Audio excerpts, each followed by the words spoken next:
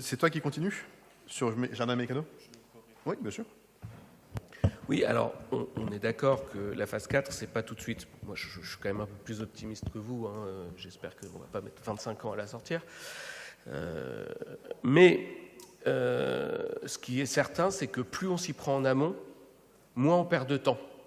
Et c'est très souvent parce que justement, on n'avait pas prévu suffisamment en amont ce que pouvait donner le projet, les besoins des habitants, etc., que nous nous sommes mobilisés, tel groupe, et qu'on a dû changer les projets. Et donc, pour une fois, je dirais, sur ce projet-là, on est suffisamment en accord, en amont, ensemble. Et donc, il ne faut pas hésiter à pousser auprès du porteur de projet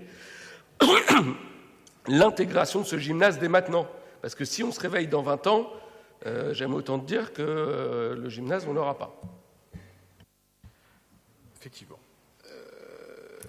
Et ensuite, on passe à une question relative au Jardin des Mécanos, et la parole est à Émile Meunier. Merci, Monsieur le maire, mes chers collègues. En parlant de projet qui s'est amélioré au fil du temps, notamment grâce au dialogue au sein de la majorité, il y a le Jardin des Mécanos. Donc, ça commençait franchement mal, vous vous rappelez tous de la version première, qui a été progressivement améliorée. Dans la campagne municipale, les écologistes ont poussé l'idée d'un grand parc, et l'accord de majorité atterrit donc sur un vaste parc paysager de plus d'1,5 hectare. C'est à comparer avec, je crois, c'était combien, 800 mètres carrés à l'origine, le premier square. Une bande maraîchère. C'était grosso modo la même taille qu'à Chapelle Internationale. Une bande maraîchère, un groupe scolaire, un conservatoire très important, une crèche et des équipements de jeunesse, ainsi que des logements publics. Donc ce projet doit reconnecter différents quartiers, offrir aux habitants un nouveau cœur vert, vivant et ouvert. Mais force est de constater que les choses n'avancent pas. Depuis plusieurs années, depuis le début du mandat, alors qu'on a vu les maquettes, tout paraissait lancé, le site reste à l'abandon. Il avait pourtant connu par le passé des occupations temporaires intéressantes, notamment l'été, qui avaient permis d'apporter de la vie au quartier. Donc ma question est double. D'abord, où en est réellement le projet du Jardin des Mécanos? A-t-on une chance de le voir aboutir dans les délais annoncés et pas dans 25 ans, Monsieur Gonzalez, comme vous l'anticipez pour Hébert? Et en attendant, qu'est-il prévu pour redonner vie à ce site, par exemple de l'urbanisme transitoire? Comment vous allez vous y prendre pour obtenir cet urbanisme transitoire? Je vous remercie. La parole est à Mario Gonzalez. Merci, Monsieur le maire.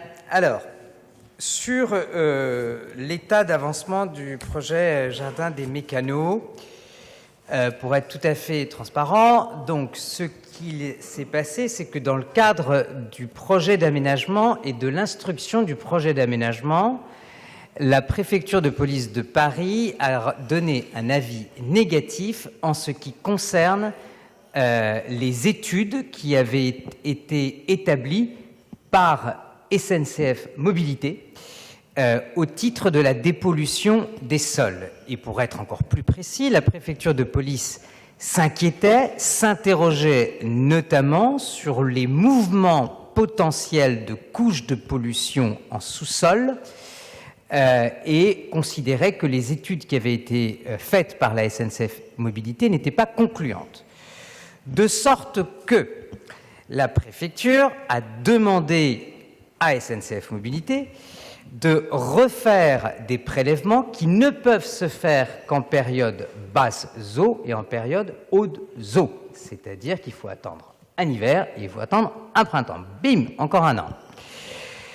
Donc, ces études ont été faites, un rapport a été établi et a été déposé à la préfecture de police de Paris par l'aménageur Espace Ferroviaire Aménagement et SNCF Mobilité, et nous sommes toujours dans l'attente de la réponse que pourra donner la préfecture de police de Paris sur ces rapports et déterminer s'ils sont concluants ou pas. Voilà pour les raisons.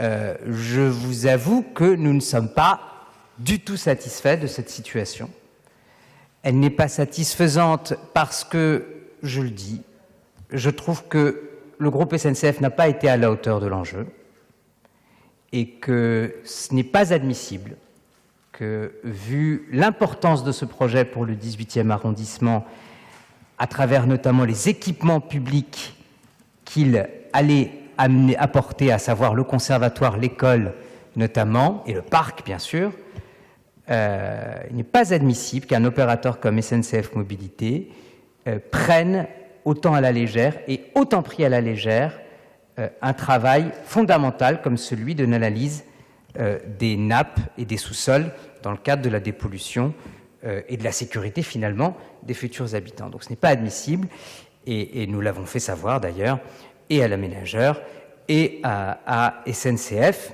Voilà, malheureusement, vous le savez, c'est une opération où la ville n'est pas l'aménageur, c'est la SNCF. Donc on n'a pas non plus la main.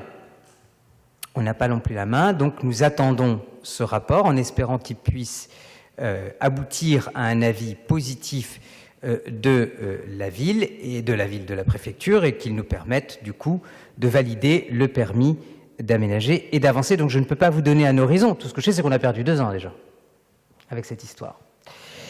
Voilà, donc on n'est pas du tout satisfait de cette situation et elle est d'autant plus regrettable, encore une fois, que c'était de grands équipements publics qui sont attendus et auxquels, naturellement, nous ne renonçons pas. Sur l'urbanisme transitoire, pour le coup, vous posez là encore une question très pertinente et nous avons été plusieurs, je pense notamment à Anne-Claire Bouve, mais pas que, à interroger et à interpeller sur la nécessité de l'urbanisme transitoire dans ce secteur. Et là, nous avons encore été confrontés, je vous le donne en mille, à la préfecture de police de Paris, qui a changé sa réglementation en ce qui concerne l'urbanisme transitoire et a remis 3 avis négatifs. Pas 1, pas 2, 3 avis négatifs sur 3 projets d'urbanisme transitoire au titre de nouvelles réglementations qui, malheureusement, rendent quasi impossible un urbanisme transitoire pérenne dans ce lieu, puisque les espaces fermés, contrairement aux premières expérimentations, ne peuvent plus être utilisés. Et pire, l'accès au site pour de l'urbanisme transitoire nécessiterait de changer complètement l'accès, notamment les escaliers, qui ne sont pas non plus désormais conformes à la réglementation imposée par la préfecture. Donc là, très légitimement, les opérateurs disent on ne peut pas commencer les travaux d'aménagement pour l'urbanisme transitoire. Le concept de l'urbanisme transitoire, c'est d'utiliser l'existant dans une relation de précarité pour permettre une exploitation commerciale et surtout une occupation et une animation du lieu au service des habitants. Donc là aussi, malheureusement, nous sommes bloqués, mais croyez que la mairie du 18e est pleinement mobilisée et fait systématiquement pression auprès de l'aménageur et de la SNCF pour que les choses aillent au plus vite, pour que ce projet, ce beau projet, puisse sortir et que, notamment, tous les jeunes de l'arrondissement puissent bénéficier le plus tôt possible d'un nouveau beau conservatoire. Merci beaucoup, Mario Gonzalez. Nous en avons fini avec les questions. Ah, bah, vas-y. Oui, c'est important qu'on ait un dialogue sur un projet de cette importance pour l'arrondissement. 2 choses. La première, écoute, je ne doute pas de votre bonne volonté, je ne doute pas qu'il y ait plein de problèmes de réglementation, je ne doute pas non plus de la mauvaise volonté de la préfecture de Paris, il n'y a pas que dans ce dossier-là. Mais ce que vous dites n'est pas du tout rassurant, parce que quand on vous écoute, il n'y a pas de projet, il n'y a pas d'urbanisme transitoire encore pendant des années. Donc je ne sais pas comment vous comptez vous y prendre pour débloquer le projet, mais en l'état de votre réponse, moi je ne suis pas rassuré.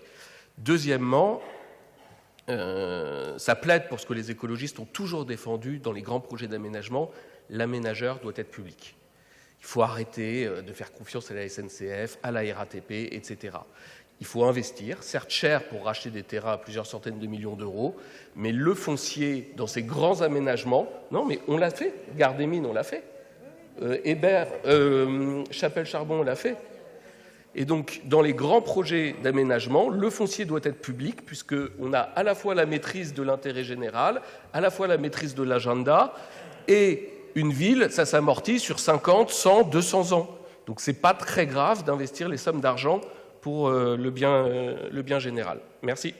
Merci. Alors, normalement, les questions orales ne font pas objet de débat, mais comme le maire apprécierait absolument, et moi, je fais comme le maire. Gérald Briand a demandé la parole un tout petit temps, puis Mario voudra conclure. Allez-y. J'ose croire que tu penses encore qu'il y a un peu de public dans la SNCF. Je sais pas, c'est à ton appréciation. Enfin, moi, la mienne, c'est en l'occurrence que pour moi, j'y tiens. Donc voilà. Je voudrais juste dire que cette question-là nous pose, nous, quand même, à réfléchir sur l'avenir. C'est-à-dire que, vu la situation de blocage qui est... Alors, il y a peut-être une nouvelle équipe maintenant à la SNCF, on ne sait pas, peut-être ça va être débloqué. J'ai vu que M. Castex était en piste, je ne sais pas comment ça va être pris. Mais de toute façon, par rapport aux enjeux qu'on a, et notamment celle du conservatoire, je pense qu'il faudra réfléchir. Oui, du parc aussi, mais je le dis, parce que le conservatoire aussi, on attend depuis un petit moment, quoi. Et donc, ça serait bien aussi faut prendre en compte cette nouvelle situation qui est ouverte. Hein, voilà, on est face à un sol pollué. Manifestement, l'organisation de la SNCF nous balade, parce que en l'occurrence, c'est entre réseaux, c'est SNCF, maison mère et tout, etc. À chaque fois, on y a le droit. Donc, il faudra peut-être aussi se préparer à changer de fusil d'épaule pour ce qui concerne le conservatoire. Enfin, moi, j'ouvre la question, quoi. Merci Gérald. Mario Gonzalez pour une conclusion. Oui, pour une conclusion plus positive et plus optimiste, cher Émile. Nous ne dépendons plus du va-et-vient de la SNCF entre la SNCF Mobilité. D'ailleurs, c'est pas SNCF Mobilité, pardon, c'est SNCF Voyageurs.